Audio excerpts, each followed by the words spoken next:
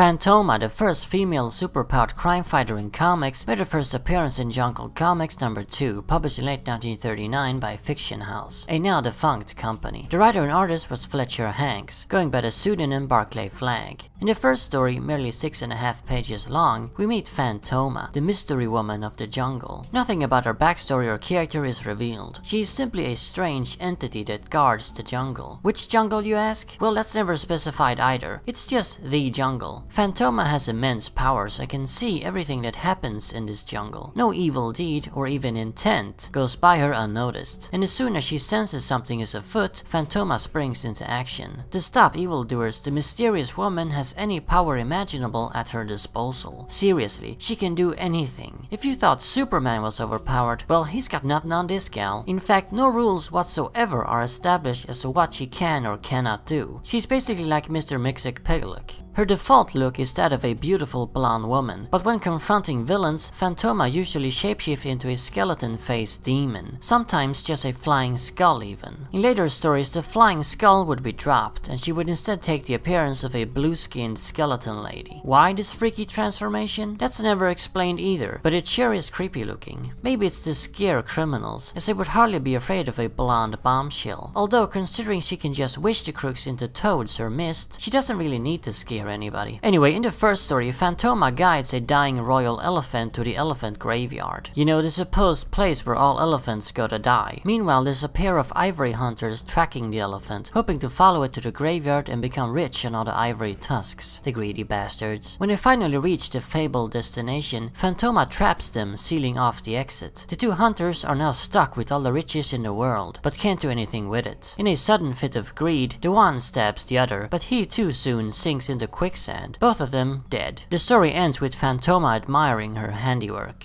The character immediately became a mainstay in Jungle Comics, appearing in every single issue. The second story features a pair of thieves in the jungle, planning to rob the ancient city of gold. The mystery woman naturally stopped these two as well, but decides to give them a more bizarre punishment. She transforms them into weird green creatures, and sends them on their way back to civilization, where they'll be shunned as freaks. Yeah. This is when the Fantomah stories were starting to get really weird. The most bizarre act she ever committed was probably in Jungle Comics #7, where she transformed 4 crooks into one man, then dumped them in a pit filled with tall green-skinned monsters. I don't know if there's some kind of method to this madness, or if it's just madness. For the first 8 or so issues, most of the villains fought by Fantomah were pretty ordinary criminals, although they were always really over-the-top evil. Most of them were after riches or to rule the jungle, and they used any means necessary to reach their goals. Kill everybody in the whole freaking jungle, whatever, as long as they get to rule that fucking bush over there. I don't know why so many people wanted to rule this jungle. What the hell is so special about it? Very badly written villains, in other words. Stereotypical evil cartoon characters. However, later in the series, the villains began to get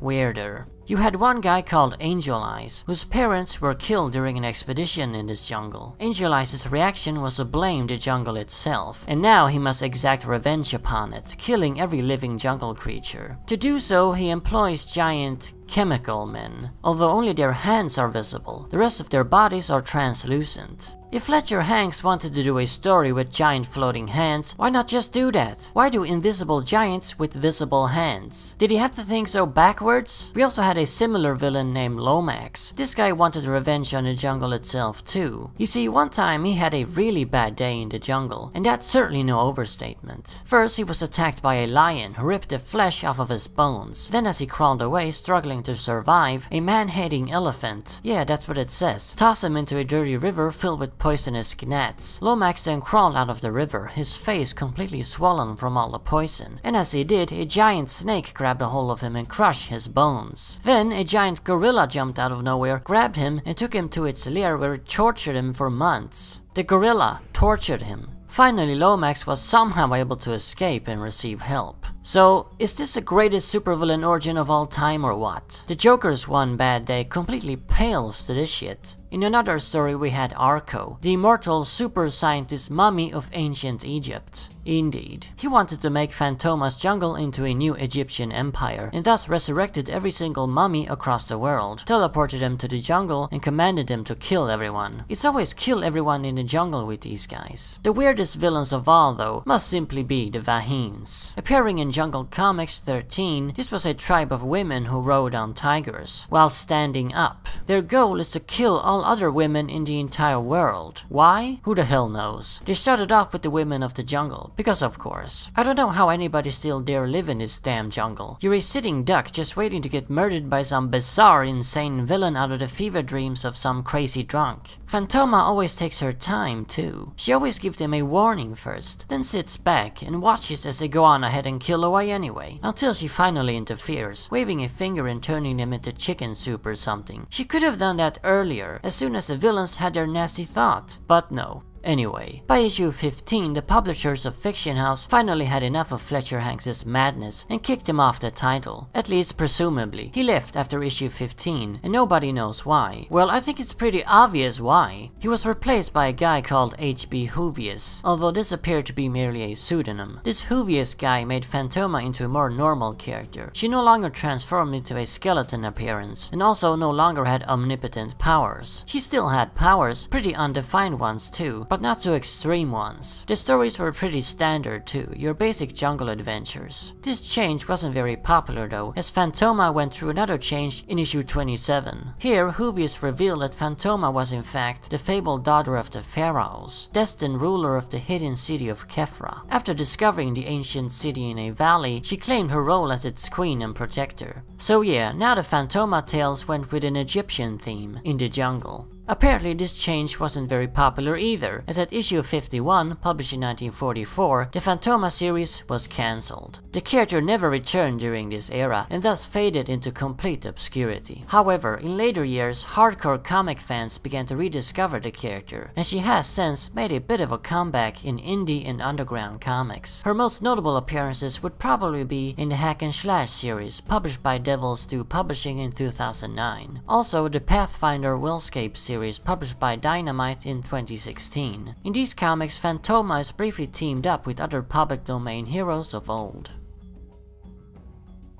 So yeah, that's the first female superhero. Not what you expected, right? You gotta wonder, being the very first of her kind, why the hell did they make her so weird? Hey, I've got an idea for a superhero. Let's make it a woman. Yeah, let's also make her really fucking weird. Because his writing is so insane, Fletcher Hanks has become a bit of a cult figure in the world of obscure comics. Nobody really knows what went through his mind when he wrote these stories. The man was apparently an alcoholic, so my bet is he was drunk out of his mind. He only worked very briefly in the comics field, from 1939 to 1941, then dropped off the face of the earth. Like I said, he left Jungle Comics for unknown reasons. Almost nothing is known about his life after that, and one day in 1976, he was found on a park bench in Manhattan, frozen to death. He was penniless, probably having spent his last money on booze, and then passed out on the bench. What a tragic ending to this very strange man.